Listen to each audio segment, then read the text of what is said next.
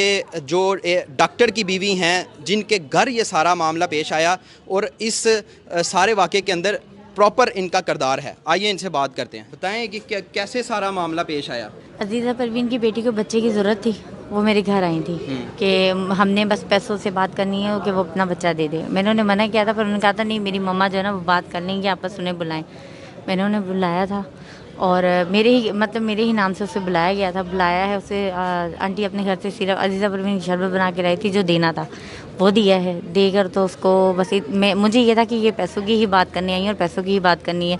उसको मारना है, क्या करना है, ये उस टाइम मेरे ज़हन गुमान में नहीं था कि कत्ल करना है किसी को। अच्छा। तो जब मैं किचन में बर्तन रखने गई हूँ, गिलास रख के अपना दरवाज़ा बंद करने आई हूँ, बंद करके भी अंदर गई हूँ, तो वो अपने लड़की हाथ मार रही थी, रफ़िया ज़मीन पे ज़ोर ज़ोर से हाथ मार रही थी और आंटी उसके ऊपर बैठ के गला उसका आधे से ज़्यादा काट चुकी थी।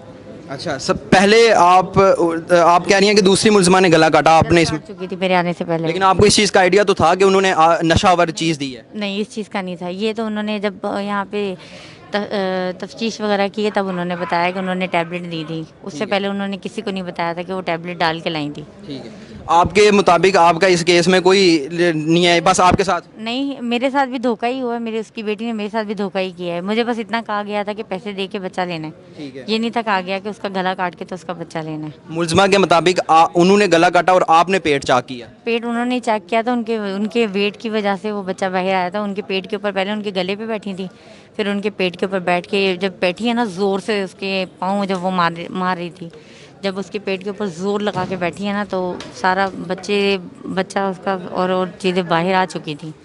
जब तो बस मेरे बच्चों के आने का टाइम था, तकरीबन 1 बजने वाला था। 1:45 बजे मेरे बच्चे आ जाते हैं, तो मैंने उससे बच्चों के आने से पहले अपने आंटी को कहा ये इसमें डाल रही हूँ, अपने घर ले जाओ, जो करना है करो, लेकिन मेरे घर से फ़ौरन निकलो।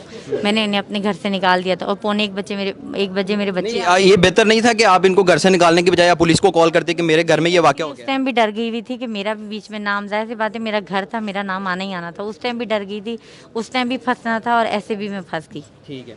आपने फिर उसके बाद ये किया कि उसको कहा कि मेरे घर से ये इसकी माई ले? हाँ, वो ले गई थी। वो सब कुछ साथ ही लेके गई थी। छुरी जो लाई थी वो भी उन्होंने खुद रखी थी, लेके गई थी।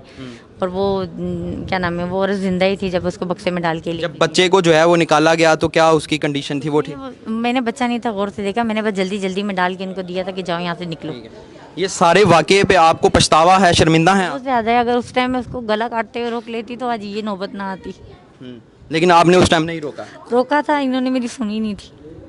रोका था, बहुत रोका था, इस औरत को नहीं सुनी। आपके जो हस्बैंड हैं डॉक्टर, उनका भी मेन किरदार के उनको तो बेचारे को पता भी नहीं था। वो सुबह गए और वो तकरीबन 2:45 पे वो घर आए, खाना खा के और फिर चले गए थे।